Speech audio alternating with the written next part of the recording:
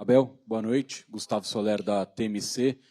Com essa vitória do Palmeiras, a gente conseguiu ver também um time adversário que, de novo, assim como foi o Capivariano, quis atacar o Palmeiras, quis jogar para cima do Palmeiras e hoje o Fluminense levou até muito mais perigo do que o adversário do último final de semana. O que você faz de análise dessa partida? E uma segunda pergunta, o que aconteceu ali no final do jogo que causou irritação a vocês com o árbitro da partida? Boa noite. Eu vou só responder à segunda pergunta, porque normalmente respondo a todas as perguntas. Há um remesso, estamos no último minuto de jogo, há um remesso de linha lateral claro para nós. O árbitro marca para eles. Eu reclamo. E o quarto árbitro deve saber melhor do que eu. O último jogo eu fui expulso pelo Klaus por bater palmas. Se eu estou no estádio e não posso bater palmas no estádio, onde é que eu vou bater num estádio de futebol se eu não posso bater palmas num estádio de futebol? Não sei. Reclamei sim, como reclamei com uma bola que era escanteio e que o árbitro trocou de era tiro de meta e o árbitro trocou para escanteio. É a primeira vez que eu vejo. Ele disse-me ao intervalo ali, estamos a falar disto, que foi o VAR. O VAR não intervém. A partir do momento que ele marcou o escanteio, o VAR não intervém. Não entendo. Mas tudo certo, somos todos sujeitos a erro. Eu posso errar, o árbitro também pode errar. E dentro do jogo, como é sabido, muitas vezes o árbitro, e aconteceu ao intervalo, como é que vocês dizem aqui, da raspanete da dura, foi o que aconteceu, foi como deu ao intervalo, disse, espera aí, mas foi o VAR? Portanto, isto é normal, acontece no jogo, mas acho que o quarto árbitro deve ter ficado melindrado, não sei porquê, eu protestei, porque o remesso de linha lateral era nosso e quem me expulsou foi o quarto árbitro. Não entendi porquê, ponto. Mais importante, jogo. Tens um ponto de vista, sim. O nosso adversário criou muitas oportunidades e nós também. Acho que, na minha opinião, o jogo, e depois cada um faz a narrativa que quer, é muito claro. Nós entramos muito forte no jogo, fizemos 2-0. Sofremos um golo que não podemos sofrer. Não podemos sofrer. Quem compete para ser campeão não pode sofrer este golo da forma que foi, nem da forma como perdemos a bola, nem depois o adversário acabou por ser feliz da forma como ganhou o ressalto. E o adversário, a partir desse momento, entrou no jogo outra vez. Foi um golo que nos tirou alguma confiança. Para aqueles que gostam de futebol e analisar futebol, é possível numa equipa jogar sem centroavantes e criar perigo. Foi o que fez o nosso adversário. Jogou aqui, jogou sem centroavantes, jogou com 4 homens no meio, jogou com os pontas bem abertos, com muita mobilidade, uma saída a 3, quando se lesionou o outro jogador, o Otávio entrou, ainda fez uma saída a 3, uma equipa que preencheu muito bem a zona do meio campo com 4, 5 jogadores, com a mobilidade dos pontas para dentro, pontas para fora. Aliás, esta equipa nos últimos 7, 8 jogos não tinha perdido.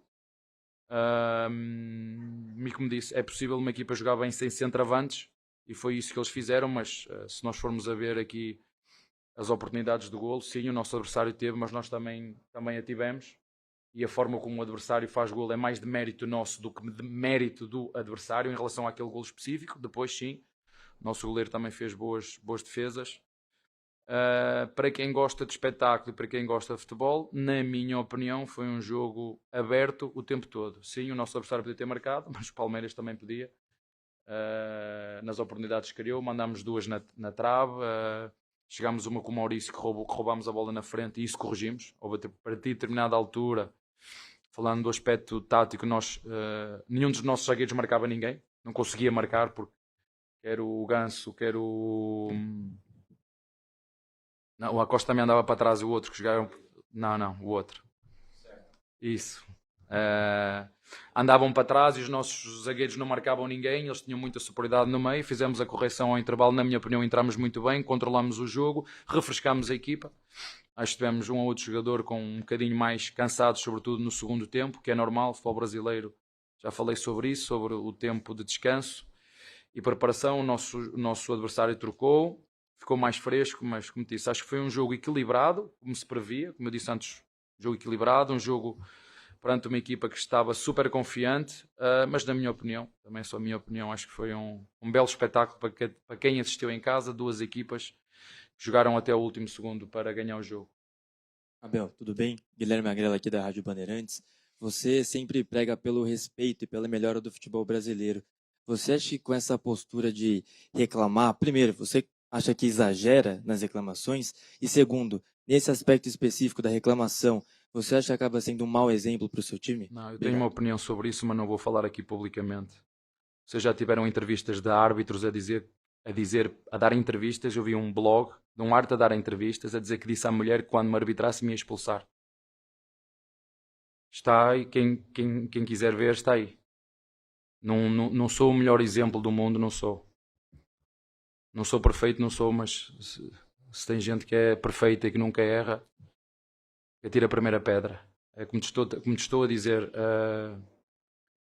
como eu disse e assumi, contra o Corinthians, sim, reclamei de forma assintosa, porque já vinha para trás do penalti, é porque eu não tenho memória curta. É preciso perceber porquê. Porquê? Eu chutei o microfone porquê?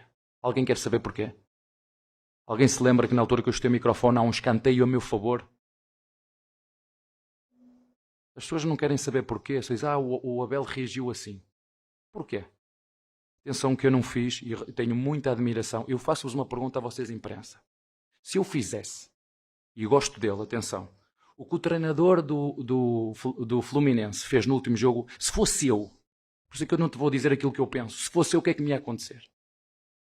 Faço essa pergunta a vocês todos que estão aí. Se fosse eu a fazer, e eu volto a repetir, eu gosto dele. Se fosse eu a fazer aquilo, o que é que vocês me iam fazer? E mais não falo. Abel, boa noite. Hoje você tira o Flaco com mais ou menos 14, 15 minutos do segundo tempo e depois o Vitor Roque mais ou menos com 25 minutos. Até depois do jogo do Capivariano, eu te perguntei sobre a formação com o Marlon Freitas e com o Andreas Pereira e você disse que isso exigia muito dos seus atacantes serem solidários na marcação. E hoje, com o time da intensidade do Fluminense, deu para perceber durante o jogo que nesse meio campo o Palmeiras teve muito mais dificuldade também enfrentando o adversário dessa maneira. A saída dos dois foi por um aspecto físico ou você entende que hoje talvez tenha faltado essa questão da solidariedade e de principalmente os dois contribuírem um pouco mais nesse meio campo do Palmeiras? Como te disse, baixamos a pressão. A minha análise tática, assim a frio, sem ver muito bem, entramos muito bem no jogo. Depois, a partir de determinado momento, tínhamos o Marlon a marcar os dois centroavantes do nosso adversário quando tinham que ser os nossos dois zagueiros. Isto foi a minha percepção. Não pode ser o Marlon. O Marlon tinha que sair no Martinelli e o Andreas tinha que sair no jogador que entrou. Não, isso já entrou depois. Os nossos 5 e o nosso 8 tinham que bater no 5 e no 8 deles. E não o Marlon a fazer de zagueiro. Isto não pode ser. Portanto, não teve nada a ver com os da frente. Teve a ver nós 1-0, 2-0. E depois começámos a jogar no conforto. Deixámos de meter pressão na frente. Começámos a recuar a nossa pressão, sobretudo dos médios. Os nossos dois zagueiros, porque é difícil. Não foi porque eles não quiseram, porque é difícil quando um adversário joga sem uma referência na frente. Quer um, quer outro baixavam ainda mais. E era difícil os nossos zagueiros pegar, mas uma coisa é ser difícil, outra coisa é ser impossível. Nós o que fizemos foi corrigir, não teve nada a ver. Eles saíram por simplesmente porque estavam desgastados. Acho que deu para ver que o Roque teve mais energia do que o próprio Flaco, porque já tinha sido poupado em jogos anteriores. E se calhar o Flaco deveria ter só feito 45 minutos, podia ter optado deixá-lo no banco e entrar depois, entrar com o Sousa na frente. Mas isso é sempre muito mais fácil quando o jogo acaba, a gente perceber até onde é que cada um tem energia, até onde é que pode ir. Mas acho que foi bem evidente, o Roque deu tudo o que tinha. Quando eu vejo um jogador que chega ao limite que tem queimbras, é porque realmente chegou ao seu limite. E pronto, tivemos que o substituir. Acho que quem entrou muito bem. O Arias entrou muito bem, o Filipe entrou muito bem, o Lucas entrou com boa energia. O nosso Ramon Sousa também na frente nos deu ali a saída, nos deu bola. Como te disse, acho que foi um jogo aberto e bem disputado das duas equipas. Era isso que eu estava à espera de uma equipa como o Fluminense, que está muito bem, se reforçou muito bem. Já não perdia uma série de jogos, super confiante, um bom elenco, um bom treinador. Mas não teve nada a ver com solidário. Nós, como disse, nós atacamos todos e defendemos todos. Essa questão, quando o centroavante não ajuda o meio, tem que ajudar o ponta do lado contrário. Portanto, as nossas tarefas estão muito bem definidas, porque há mecanismos, né? Quando nós temos o Alá, se vocês repararem, muitas vezes quando a bola está do nosso lado esquerdo, em termos defensivos, o Alá fecha como terceiro médio, quando nós saltamos com o Andreas. Enfim, não vos vou estar aqui a dizer tudo, senão vocês ficam a saber tanto como eu, mas quem gosta de análise e analisar o jogo, se prestar atenção, se parar, vai perceber que essa é a nossa dinâmica. Agora, não vamos acertar sempre, não conheço nenhuma equipa que seja perfeita o tempo todo, de forma consistente o tempo todo. Todas as equipas têm defeitos e virtudes. Sim, é verdade que com 2 avançados podemos ter um meio campo menos robusto, mas estamos sempre a pôr o adversário em alerta, né? Temos sempre 2 setas a chegar, portanto cada um olha para o lado que quer, né? Portanto, futebol é mais que por isso, porque todos nós temos opinião, e se cada um respeitar, mesmo que seja contrária à que eu tenho ou à que tu tens, está tudo certo. Abel, boa noite, tudo bem? Olá. André Neto da Rádio CBN. Ainda nessa questão de energia dos jogadores, a gente viu vários times nessa quarta-feira, seja o Fluminense aqui, o próprio São Paulo, que é o adversário de vocês no próximo fim de semana, rodando bastante o time titular. Queria que você comentasse essa sequência de jogos do mesmo time titular do Palmeiras, pensando em jogos importantes do Brasileiro e também dessa reta final de Campeonato Paulista. Obrigado. Olha, boa pergunta. Eu não penso com a cabeça dos outros. Eu penso com a minha, penso com aquilo que eu acho que é o melhor para o Palmeiras, e sempre foi assim, desde que cheguei aqui. Portanto, eu não vou mudar porque os outros fazem, os outros...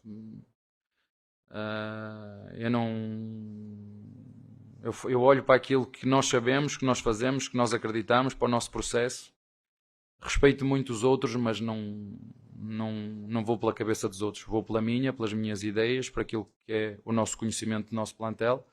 Aliás, o nosso plantel, caso vocês não saibam, é o mais jovem do futebol brasileiro, né? É bom que vocês falem isso. Mais jovem do futebol brasileiro. Portanto, tem energia suficiente, não é? Rapaziada jovem tem energia suficiente para aguentar, e quando não tiver, fazemos como fizemos hoje, trocamos como trocamos, e quem entrou muito bem. E é sempre bom poder ter fazer esta perspectiva. Há treinadores que tiram, por exemplo, hoje o Zubeldia tirou 5, mas deixou 5 dentro. Tu podes fazer isso ao longo do jogo, metê-los e depois tirá-los. São ideias diferentes. Como te disse ao teu colega no início do jogo, a única constância na vida e no futebol é a incerteza, e portanto só depois das coisas acontecerem que a gente sabe, se calhar podia ter feito isto, ou podia ter feito aquilo, ou podia ter tirado este porque realmente não conseguiu aguentar. Mas tudo o que é informação que nós atiramos antes, sabemos aquilo que estamos a fazer e acreditamos naquilo que fazemos. Os outros são os outros e fazem aquilo que acreditam também. Boa noite, Mariana Capra, da ESPN. Abel, eu queria te perguntar sobre o Arias. A gente viu ele estreando, ele jogou pouco, né, 10 minutos, e hoje deu para ver mais tempo dele em campo. Eu queria a tua avaliação da atuação dele e como tu vê ele desempenhando melhor dentro desse time do Palmeiras. Obrigada. Olha, eu sei que vocês gostam de falar de forma individual, dos jogadores, do A, B ou C. Ok, eu vou-te responder à pergunta, mas eu vejo as coisas de forma mais coletiva, é assim que eu vejo o futebol. Mas é um jogador que conhece perfeitamente o futebol brasileiro, é um jogador que teve uma experiência no futebol internacional, que a nossa presidente, claro que nós precisávamos dessa posição a partir do momento que o clube decidiu vender o terceiro melhor marcador do Palmeiras, que foi o Facundo Torres. O Flaco foi o primeiro, o Roque, depois o Flaco, e o terceiro era o Facundo. O clube entendeu que devia vender esse jogador e nós procuramos outra solução. E logicamente que o Arias nos entrega isso tudo que vocês veem, entrega-nos qualidade, entrega-nos decisão, entrega-nos uma relação com bola muito forte. É um jogador que nos pode jogar de início, pode nos ajudar a entrar no banco, a partir do banco, pode jogar na direita, pode jogar na esquerda, pode jogar no meio. Eu sei qual é a posição que ele gosta mais de jogar, é aberto à direita. Falei com ele várias vezes antes de o contratarmos. Ele é um jogador inteligente, antes de um bom jogador, é um bom homem também. Fez-me imensas perguntas para ele perceber onde é que podia entrar nesta dinâmica do Palmeiras. Eu perguntei-lhe só se ele gostava de jogar. O importante é jogar, mas ele também me disse que podia jogar nessas 3 posições, por dentro, por fora. Aliás, ele, com o Diniz, por exemplo, jogava bem por dentro, vinha da direita para a esquerda. Portanto, é um jogador que já traz essa essa imprevisibilidade nos movimentos dele. Portanto, é um jogador que nos vai ajudar seguramente, é mais uma opção. E eu olho sempre para um elenco como um todo, e ter um jogador como ele que nos pode dar opções é fantástico. Perceber que o Alá foi um jogador que nós estamos a apostar e tem crescido também. Perceber que o Filipe está a chegar e nos está a ajudar. Perceber que o próprio Maurício, apesar de eu o ter metido na esquerda por dentro, está-nos a ajudar nesses mecanismos de solidariedade do meio campo.